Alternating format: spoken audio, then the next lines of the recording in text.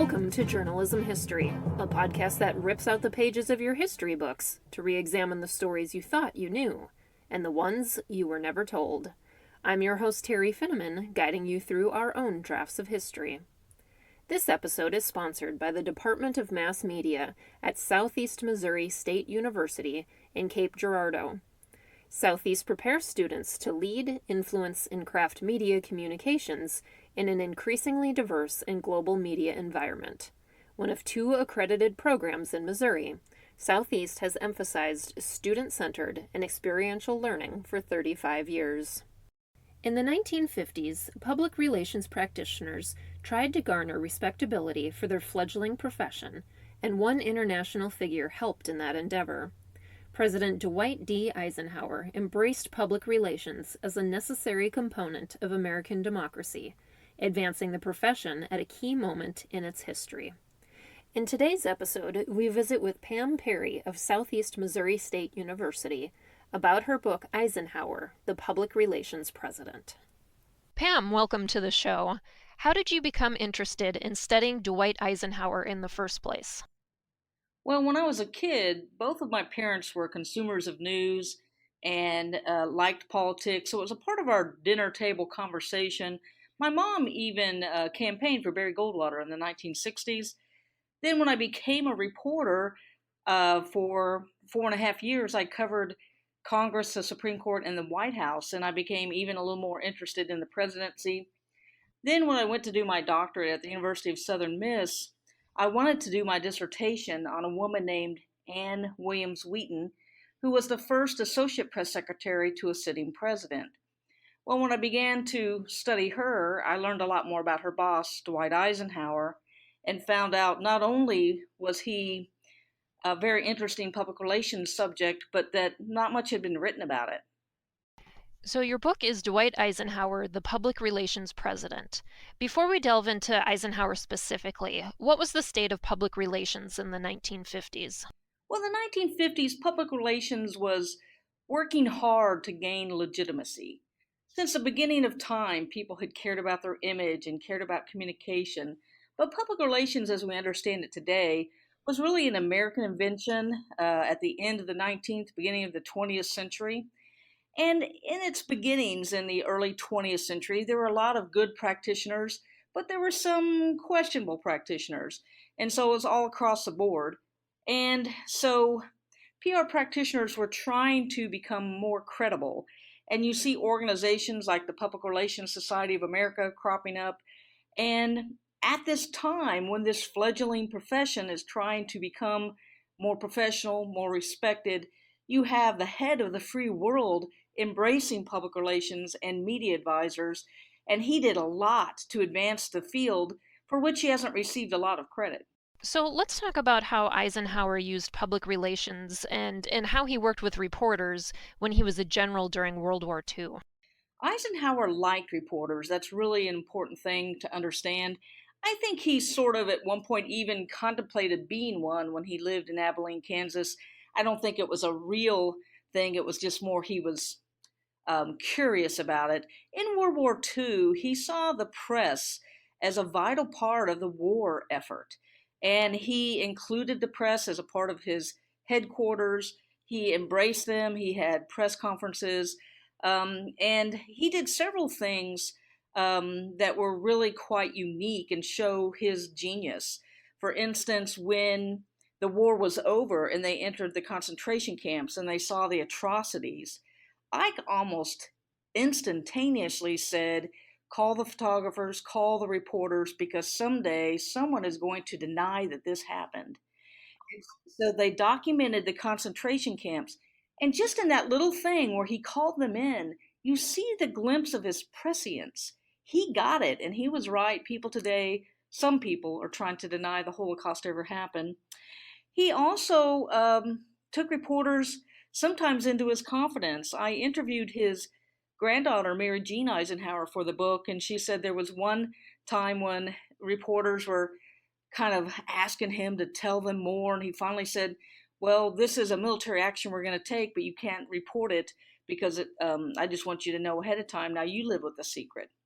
And shockingly, none of them divulged it. It didn't leak. And I don't think he could do that today, probably, but he really respected the press. And after the war, he gave a speech in which he said that he thought press coverage helped expedite the end of the war because it kept Americans involved and engaged in what was going on. And he was a big believer in public support. Since you mentioned interviewing his granddaughter, talk to us about how difficult was it to get an interview with a member of a presidential family? Well, it was easier than I thought, but I think that has more to do with Mary Jean Eisenhower. She was just so gracious.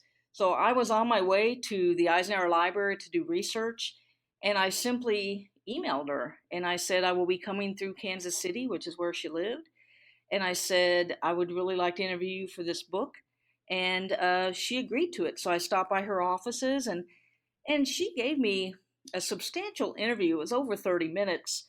And then she graciously wrote the foreword to the book. And so I think that's unusual, though. I don't think you just happen upon members of a presidential family. But she was incredibly gracious to me to let me interview her and then later to write the foreword. Some may find it ironic to declare Eisenhower as the public relations president, especially when he's often overshadowed by Franklin Roosevelt and John Kennedy, who, of course, are well known for their effectiveness in public relations. So, talk more about why Eisenhower stands out as the public relations president. Absolutely. As a matter of fact, I think it's more than ironic. Most people, when I encounter them and they know about the book and haven't read it, they kind of scoff at the title, PR president. And then if they do read it, they say, you make a pretty good, compelling argument. And so he does get overlooked by several people. FDR, was great with his radio fireside chats, and he was a great orator. And JFK was what I like to call the press whisperer. He was great with the press corps, and he was great with speeches. Eisenhower wasn't good at public speeches. He found it awkward, and he often cursed the teleprompter, which was a relatively new invention at the time. But his speeches were prescient. His final speech, where he talked about the military industrial complex, still stands as one of the best speeches in presidential history. Now, the reason he's underrated is those things I've just said, but he deserves recognition because not so much that he's the best practitioner of PR, but I think he did the most for the field of public relations as president. I'll give you an example. This is the most important thing he did. He put the presidential press conference on the record and on television. And Sarah McClendon, who is a reporter who wrote a memoir, said actually that Dwight Eisenhower should be given credit for inventing the modern presidential press conference. And people don't know that. The presidential press conference prior to Eisenhower existed, but if you wanted to quote the president, you had to get permission. You weren't allowed to quote the president just because he said something. And his press secretary, James Haggerty, encouraged Ike to put the press conference on the record. And during his administration, his transcripts of his news conferences were printed in newspapers. And that was a first that you had a transcript of a presidential press conference. I mean, there may have been some here or there. Like I think some press conferences may have been put on the record here or there, but as a matter of course, like I think Truman maybe put one, but I mean, in terms of having them as a regular thing, it was Eisenhower. And bringing the television camera means that the American people can see the exchange. So that one thing changed the relationship to the press and the president, and the American people were the benefactors. So, you mentioned television. Talk more about his importance in television history. Well, when Eisenhower decided to put the press conference on the record and invite broadcast journalism in, this in the 1950s is a time when print journalism is still king. Newspapers, the New York Times, they were more powerful than broadcast journalism. And over time, over the period of time of his presidency, he helped to elevate the field, and broadcast journalism became more powerful. As a matter of fact, Eisenhower was given an honorary Emmy for making this very difference in the field of television journalism. He also changed the way presidents campaign by doing different things with television in his campaigns. In 1952, he was the first president to appear in spot advertising on television. The presidential campaigns and candidates at this time kind of frowned upon that because they didn't want to sell the president as a bar of soap. And Eisenhower even didn't like it himself, but his media advisors, his PR advisors, said, "You need to do this." And he listened. He was a good client, which is unusual even today. And so he did these spot ads. And did they make a difference in the campaign?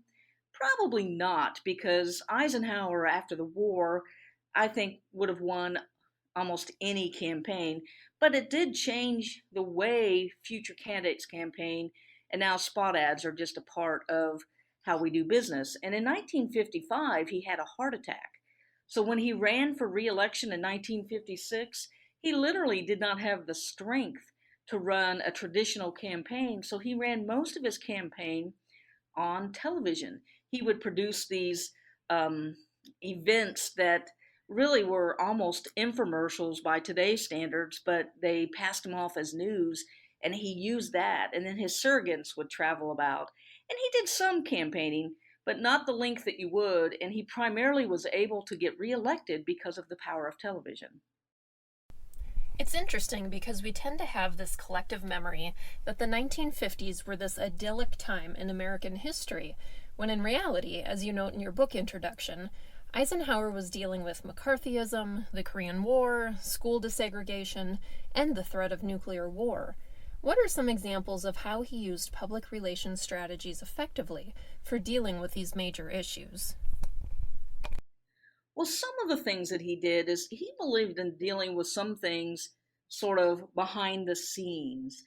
Um, there's a history of the public relations field by Scott Cutlip that talks about the unseen power of public relations. And so Eisenhower did a lot of unseen things to move and make changes. For instance, a lot of people criticize him for not being as strong on Brown v. Board of Education and wanting to desegregate the schools. But he did a lot behind the scenes to help bring about desegregation in the city of Washington with movie theaters and with different restaurants in town and things like that. And so he did a lot of things kind of behind the scenes communicating, um, and that was very powerful. He did the same thing with McCarthy. And there's a lot who have criticized his um, approach to McCarthy, but Eisenhower didn't like to directly criticize people in public. He didn't like that, but he did a lot of things behind the scenes to try to deal with McCarthy. And he also had an interesting strategy with his press conferences. His Secretary of State was John Foster Dulles. And John Foster Dulles would hold his press conferences on one day of the week, and then Eisenhower would do them afterwards. And so sometimes when the press would ask Ike about matters of state and foreign things, sometimes he could just say, "Well, I'm going to point you to what John Foster Dulles just said." And so they actually coordinated back and forth their press um, conferences and what they were going to say. So, going off of that, you mentioned Eisenhower's press secretary James Hagerty earlier. In your book, you called him the most influential press secretary in American history. Tell us what you mean by that and more about who he was. Okay. James Hagerty was a New York Times reporter who had been the press secretary for Eisenhower's campaign. At that time, they didn't really know each other very well. I also interviewed James Hagerty's son, Roger. And Roger said that his dad became very powerful in the Eisenhower administration simply through his competency. Eisenhower was a man that if you showed him you knew what you were talking about, he would have great faith in you. And so Hagerty developed a great deal of trust with Eisenhower. And one of the reasons he was influential for many reasons. One was he was there the whole administration. He was there for 8 years. And the stress of that, the pressure of that, a lot of press secretaries don't make it for 8 years. So he was there the whole time Eisenhower was there. He also becomes one of Eisenhower's closest advisors in the second term because John Foster Dulles dies, and Sherman Adams, his chief of staff resigns. And so at this point, later in the administration, Haggerty isn't just the mouthpiece, Haggerty is an advisor. And that's quite unusual, particularly today. Post Watergate, we see a lot of press secretaries who are kind of kept out of the inner circle so that they don't have to lie about things, so they have plausible deniability. Haggerty was in the middle of everything. One interesting anecdote: when Eisenhower had his heart attack in 1955, he spends several weeks in the hospital in Denver because he was on vacation when he had his heart attack. And Haggerty sort of takes control and needs to let the American people know that the president is still running the country. And so people would fly to Denver and meet with Ike in his hospital room, and then Haggerty would have them make a statement. Haggerty would have Ike sign a bill and then release a statement, so it looked like the president was working. And I'm not suggesting he wasn't. He wasn't in a coma or something like that. But Ike was pretty sick, and Haggerty did a lot with his public relations prowess to convey confidence to the world, because at that time we didn't know a lot about heart disease. Matter of fact, in some of my research, contemporary articles raised the question: was Haggerty actually running the country during those weeks? And if I ever get time and energy, I would like to write a book on Haggerty and explore that question further. Oh, that's cool. So you've talked about this a little bit before, but how do you see the Eisenhower administration's public relations contributions impacting the presidency and democracy in current times? I think it did a great deal to encourage democracy, in part because the American people get to see the presidency at work. Now, one thing I have to say is that the presidential press conference was not live under Eisenhower, they taped it. And then they even closely monitored and released the tapes for the journalists to use. So it wasn't ideal yet. There's still some, control of it, but it was a first step. JFK actually has live news conferences. But the very fact that the American people could see the Fourth Estate and the executive branch interact is just remarkable. Eisenhower also advances women in the 1950s at a time when it wasn't done, through Anne Williams Wheaton, who was the first woman to be an associate press secretary for a sitting U.S. president. And when Haggerty is out of the country or gone a couple times, she's the acting press secretary. And that was quite remarkable. Contemporary press reports lauded that. One of them even called it the shot heard around the world when she was sworn in 1957. So I think he advanced women, which advanced American society. He also did a couple of other things I thought was really significant. He created the U.S. Information Agency, which was a freestanding federal agency for basically public relations to the world. During that period of time, it was the United States trying to win the Cold War, and Eisenhower believed that he could win the Cold War with communication. And he thought if we had enough communication, we could win the debate as to whether democracy or communism should rule, and then you wouldn't even have to have gunfire.